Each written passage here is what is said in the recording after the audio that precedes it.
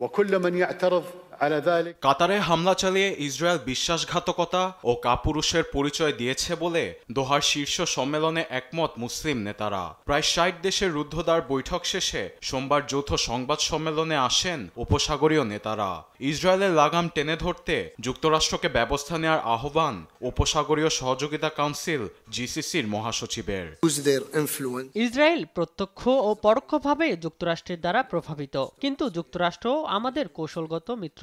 আমাদের দাবি তেল আবিবের আগ্রাসী কর্মকাণ্ডের লাগাম টেনে ধরতে হবে। জিসিসিভুক্ত একটি দেশের উপর হামলার অর্থ অঞ্চলটির সব দেশের উপর হামলা। কাতারের নিরাপত্তা ও সার্বভৌমত্ব রক্ষায় আমরা সবসময় প্রস্তুত।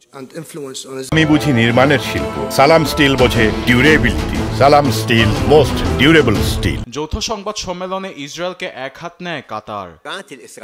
কাতারে হামলায় ইসরায়েলের যুক্তি অগ্রহণযোগ্য। আরব ইসলামিক সম্মেলনে আন্তর্জাতিক আইন ও নৈতিক মূল্যবোধের ভিত্তিতে মুসলিম নেতারা ইসরায়েলের বিরুদ্ধে প্রতিবাদ জানিয়েছে। এ অবস্থায় চাপের মুখে প্রধানমন্ত্রী বেনিয়ামিন নেতানিয়াহু ও মার্কিন প্রেসিডেন্ট ডোনাল্ড ট্রাম্প। আরব নেতাদের বৈঠকের ঘণ্টাখানেক পর ট্রাম্প এ নিয়ে সাংবাদিকদের প্রশ্নের মুখে পড়েন। কাতারে ভবিষ্যতে হামলা চালাবে না Israel.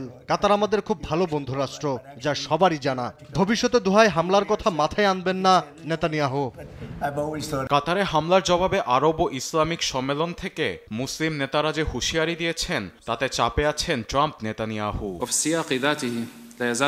আরবিদ Afsar, news desk, Desh TV. أن الممارسات الإسرائيلية